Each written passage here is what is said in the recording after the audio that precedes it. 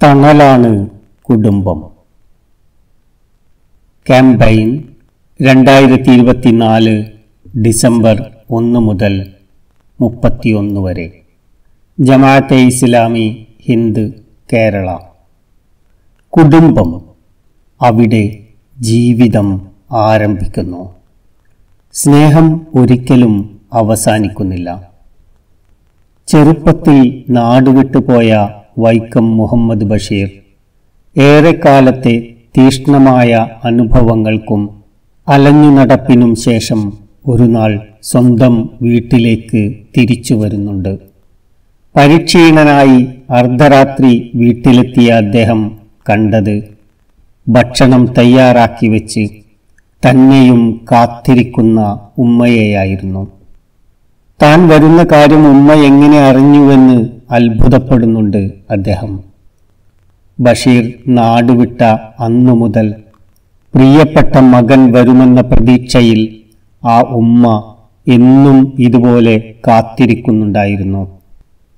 കാത്തിരിക്കാൻ ചില മനുഷ്യരുണ്ടെന്നും കയറിച്ചെല്ലാൻ ഒരിടമുണ്ടെന്നുമുള്ള ബോധ്യമാണ് കുടുംബം. വരണ്ടുണങ്ങിപ്പോവുമായിരുന്ന ജീവിതത്തിന് കുളിര് നൽകുന്ന തണലാണത്. ഏത് അലച്ചിലിന് ശേഷവും ആരോടും ചോദിക്കാതെ വന്ന് ചേക്കേറാവുന്ന വൻമരം. ഏത് സങ്കടങ്ങളിലും ആർദ്രതയോടെ ചേർത്തു പിടിക്കുന്ന സാന്ത്വനത്തിന്റെ ആലിംഗനം. മനുഷ്യർക്ക് പടച്ച റബ്ബ് നൽകിയ മഹത്തായ ദാനമാണ് അത്. കുടുംബം അത്ഭുതപ്പെടുത്തുന്ന ഒരടയാളമാണെന്നാണ് ദൈവിക പാഠം. അത്ര മനോഹരമായൊരു സ്ഥാപനം ലോകത്ത് വേറെ ഒന്നുമില്ല. വേർപെടുത്താൻ കഴിയുന്ന ഒരു ബന്ധത്തിൽ നിന്നും ഒരിക്കലും വേർപെടുത്താനാകാത്ത നിരവധി ബന്ധങ്ങൾ രൂപപ്പെടുന്ന വിസ്മയത്തിന്റെ പേര് കൂടിയാണ് കുടുംബം. ആദ്യ മനുഷ്യനായ ആദമിനോടൊപ്പം ഹവ്വ എന്ന ഇണയെയും അല്ലാഹു സൃഷ്ടിച്ചു. അന്നു മുതൽ തന്നെ മനുഷ്യർ ഇണയും തുണയുമായി ജീവിതം നയിച്ചു. വിവാഹമാണ് കുടുംബത്തിന്റെ അടിത്തറ. ഇണ തുണകളാകേണ്ടത് പുരുഷനും സ്ത്രീയുമാണെന്നതും ദൈവിക നിശ്ചയമാണ്. പരസ്പരം അവകാശങ്ങളും ബാധ്യതകളും വന്നുചേരുന്ന ബലിഷ്ഠമായ കരാറാണത്.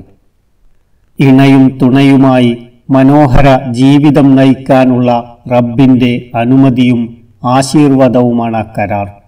പടച്ചവൻ മനുഷ്യന്റെ ഉള്ളിൽ നിക്ഷേപിച്ച സ്നേഹവും കാരുണ്യവുമാണ് ആ ബന്ധത്തിന്റെ ഊർജ സ്രോതസ്.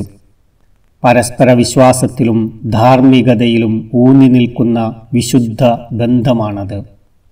കൺകുളിർമ നൽകുന്ന സന്താനങ്ങളുണ്ടാകുന്നതും ഈ ബന്ധത്തിലൂടെ തന്നെയാണല്ലോ. അവരിലൂടെയാണ് സമാധാനവും സ്വസ്ഥതയുമുള്ള സമൂഹമുണ്ടാകുന്നത്. മനുഷ്യ ജീവിതത്തിന് പടച്ചവൻ കനിഞ്ഞു നൽകിയ മാർഗനിർദ്ദേശങ്ങൾ അട്ടിമറിച്ചാൽ കുടുംബം പിന്നെ നിലനിൽക്കില്ല. കുടുംബം തകർന്നാൽ സമൂഹം ശിഥിലമാകും. അന്യോന്യമുള്ള ബന്ധങ്ങൾ തരിപ്പണമാകും. വൃദ്ധരായ മനുഷ്യർ ഉപേക്ഷിക്കപ്പെടും. മാതാപിതാക്കളില്ലാതെ മക്കൾ അനാഥരാകും. ദുർബലരായ മനുഷ്യർ നരകിക്കും. സ്ത്രീകൾക്ക് സംരക്ഷണം നഷ്ടപ്പെടും. പരിചരിക്കാൻ ആളില്ലാതെ രോഗികൾ പുറന്തള്ളപ്പെടും. അരാജകത്വവും അധാർമികതയും പടർന്ന് സാമൂഹ്യ ജീവിതം രോഗാതുരമാകും. കുടുംബത്തെ കൈയൊഴിഞ്ഞ് താന്തോന്നിത്ത ജീവിതം സ്വീകരിച്ച പടിഞ്ഞാറൻ നാടുകളിൽ നമ്മളത് കണ്ടതാണ്. അമേരിക്കയിൽ ആകെയുള്ള കുട്ടികളിൽ 4-1 അവരുടെ വീടുകളിലുള്ളത് രക്ഷിതാക്കളിൽ ഒരാൾ മാത്രം. അതാവട്ടെ ഭൂരിപക്ഷവും അമ്മമാർ മാത്രമാണ്. അക്ഷരാർത്ഥത്തിൽ അച്ഛനില്ലാത്ത അമേരിക്ക. കുടുംബ ബന്ധങ്ങൾ ശിഥിലമാകാനുള്ള ലിബറൽ വാദങ്ങൾ നമുക്ക് ചുറ്റിലും ശക്തമായി പ്രചരിപ്പിക്കപ്പെട്ടുകൊണ്ടിരിക്കുന്നുണ്ട്. പാഠ്യപദ്ധതിയിൽ പോലും ട്രാൻസ്ജെൻഡറിസവും ജെൻഡർ ന്യൂട്രാലിറ്റിയുമൊക്കെ കുത്തിത്തിരുകി ധാർമ്മിക ജീവിതശീലങ്ങൾ റദ്ദു ചെയ്യുന്നു. ആണും പെണ്ണുമെന്നുള്ള വിവാഹത്തെക്കുറിച്ച അടിസ്ഥാന സങ്കല്പത്തെ തന്നെ അട്ടിമറിക്കുന്ന രീതിയിൽ സ്വവർഗ ലൈംഗികതയ്ക്ക് നിയമസാധുത നൽകപ്പെടുന്നു. മനുഷ്യവംശത്തിന്റെ നിലനിൽപ്പിനെ തന്നെ ബാധിക്കുന്ന ഇത്തരം അധാർമികതകളെ സ്വാഭാവികതയായും അവകാശമായും അവതരിപ്പിക്കുന്നു. ലിംഗപരമായ പ്രതിസന്ധി അനുഭവിക്കുന്ന മനുഷ്യരുടെ പ്രശ്നങ്ങൾക്ക് പരിഹാരമെന്ന രീതിയിൽ അരാജക പ്രസ്ഥാനങ്ങൾ സജീവമാകുന്നു. പരിഹരിക്കാവുന്ന ശാരീരിക മാനസിക പ്രശ്നങ്ങളെപ്പോലും കുത്തഴിഞ്ഞ ലൈംഗിക ജീവിതവും മെഡിക്കൽ ചൂഷണങ്ങളും പ്രമോട്ട് ചെയ്യാനുള്ള ടൂളുകളായി മാറ്റുന്നു. വിവാഹം എന്ന സ്ഥാപനത്തിനെതിരായി ബോധപൂർവമായ പ്രചാരണങ്ങൾ അഴിച്ചുവിടുന്നു. ലഹരിയും സ്വതന്ത്ര ലൈംഗിക ആഭാസങ്ങളും വ്യക്തിസ്വാതന്ത്ര്യത്തിന്റെ ഭാഗമായി മുന്നോട്ട് വയ്ക്കപ്പെടുന്നു.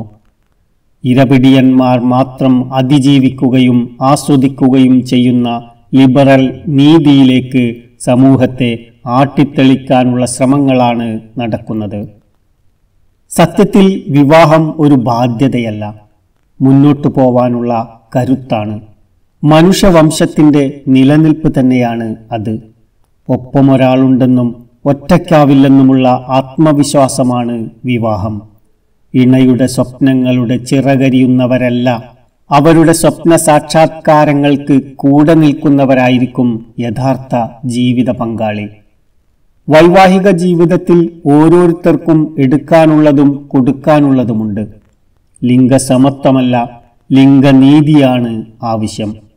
അധ്വാനിച്ച് കുടുംബം പുലർത്തേണ്ട ഉത്തരവാദിത്വം പുരുഷനുണ്ട്.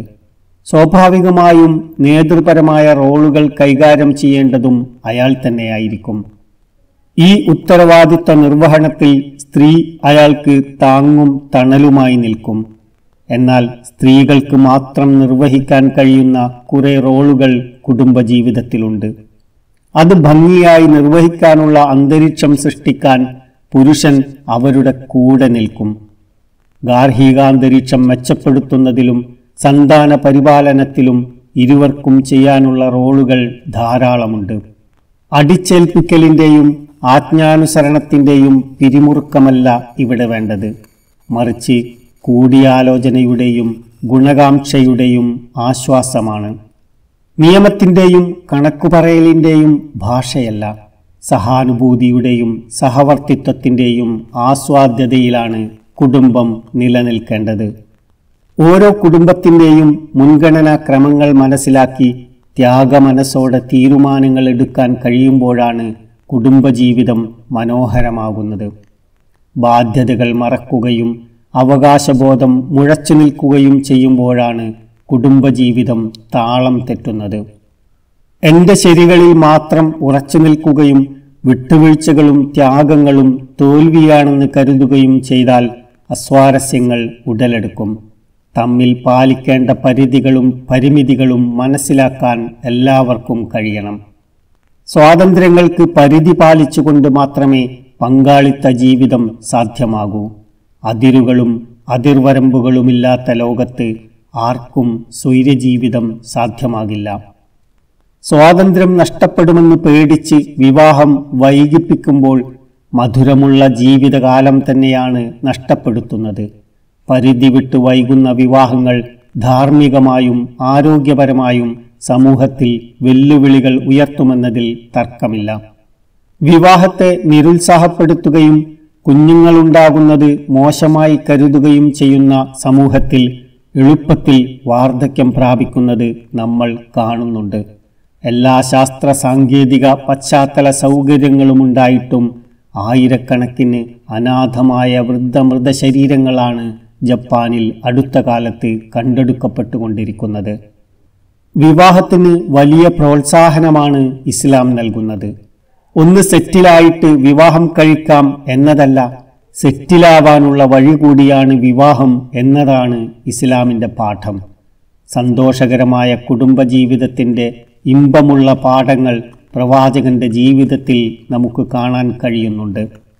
പുരുഷ മേധാവിത്വത്തിൻ്റെയും സ്ത്രീ പീഡനത്തിൻ്റെയും എല്ലാ സാധ്യതയും അടച്ചുകളയാൻ ഇസ്ലാം ശ്രദ്ധ വച്ചിട്ടുണ്ട്. നിങ്ങളിൽ ഏറ്റവും മികച്ചവർ സ്ത്രീകളോട് ഏറ്റവും നന്നായി പെരുമാറുന്നവരാണ് എന്നാണ് പ്രവാചകൻ പഠിപ്പിച്ചത്. കുഞ്ഞുങ്ങളോടുള്ള വാത്സല്യവും വൃദ്ധരോടുള്ള ദയാവായ്പും ഇസ്ലാം വിശ്വാസത്തിൻ്റെ ഭാഗമാക്കി. പെൺകുഞ്ഞുങ്ങളെ സ്വർഗത്തിലേക്കുള്ള വഴിയായി പ്രഖ്യാപിച്ചു. മാതാപിതാക്കളോടുള്ള ദയാവായ്പും അവരുടെ സംരക്ഷണവും ദൈവാരാധനയോടൊപ്പം ചേർത്തു പറഞ്ഞു. ഇണകളോടും മക്കളോടുമുള്ള ചിരിയും കളിയും ദീനിന്റെ ഭാഗമാണെന്ന് പ്രവാചകൻ ജീവിതം കൊണ്ട് കാണിച്ചു തന്നു. യുദ്ധയാത്രകളിൽ പോലും ഇണകളെ കൂടെ കൂട്ടി അവരോട് എപ്പോഴും ആർദ്രമായി പെരുമാറി. എന്നിട്ടും നമ്മളിൽ നിന്ന് എങ്ങനെയാണ് കുടുംബജീവിതത്തിന്റെ പ്രവാചക പാഠങ്ങൾ ചോർന്നു പോകുന്നത്? പരസ്പരം മനസ്സിലാക്കാനും മാപ്പു നൽകാനുമാവാതെ എത്ര ഇണകളാണ് വേർപിരിഞ്ഞു പോകുന്നത്? പുതുതലമുറ വിവാഹത്തെ ഭയപ്പെടാനുള്ള കാരണങ്ങളിലൊന്ന് മൂല്യം ചോർന്ന് വരണ്ടുണങ്ങിപ്പോയ മുതിർന്നവരുടെ ജീവിതം കൂടിയല്ലേ? അവർ കാണുന്ന ജീവിതങ്ങൾ അവരിൽ ആശങ്ക ജനിപ്പിക്കുന്നുണ്ടാവില്ലേ? കുടുംബമെന്ന ദിവ്യാനുഗ്രഹത്തെ തിരിച്ചുപിടിച്ചുകൊണ്ട് മാത്രമേ സന്തോഷകരമായ ജീവിതം സാധ്യമാകൂ. സ്വയം മാറിക്കൊണ്ട് മാത്രമേ അതിന് കഴിയുകയുള്ളൂ.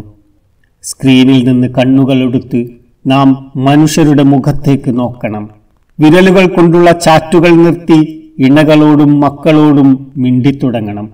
വിദൂരതയിലുള്ളവരുടെ വിശേഷങ്ങൾ മാത്രമല്ല, സമീപത്തുള്ളവരുടെ വർത്തമാനങ്ങളും നാം അറിഞ്ഞിരിക്കണം.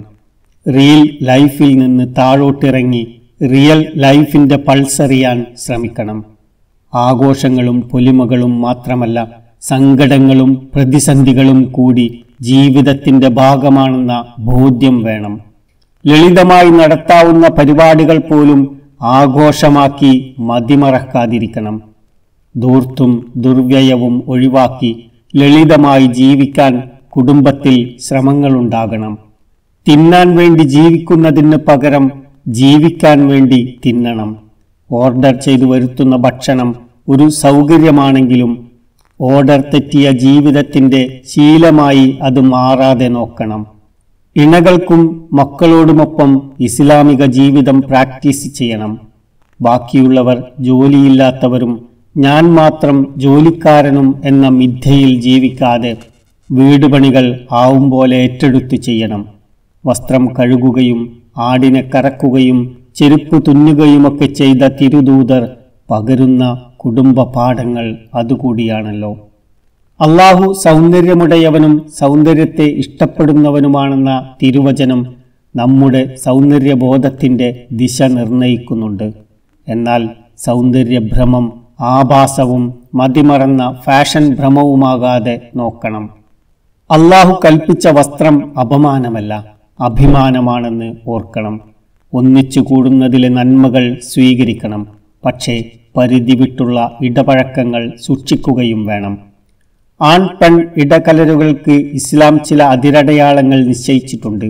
ആരോടൊക്കെ ഏതളവിൽ ബന്ധമാവാമെന്നും സൃഷ്ടാവ് പറഞ്ഞു തന്നിട്ടുണ്ട്. ബന്ധങ്ങളിൽ മാത്രമല്ല, ജീവിതത്തിലുടനീളം അതിരടയാളങ്ങൾ പാലിക്കുമ്പോഴാണ് ജീവിതം സൗന്ദര്യമുള്ളതായിത്തീരുന്നത്. കുടുംബം അള്ളാഹു കനിഞ്ഞേകിയ വിലമതിക്കാനാവാത്ത സമ്മാനമാണ്. ഇണയും തുണയും ഉപ്പയും ഉമ്മയും സഹോദരനും സഹോദരിയും എല്ലാം ചേർന്ന് ഒന്നായി മാറുന്ന കുടുംബത്തോളം മനോഹരമായ മറ്റെന്തുണ്ട് ഈ മണ്ണിൽ?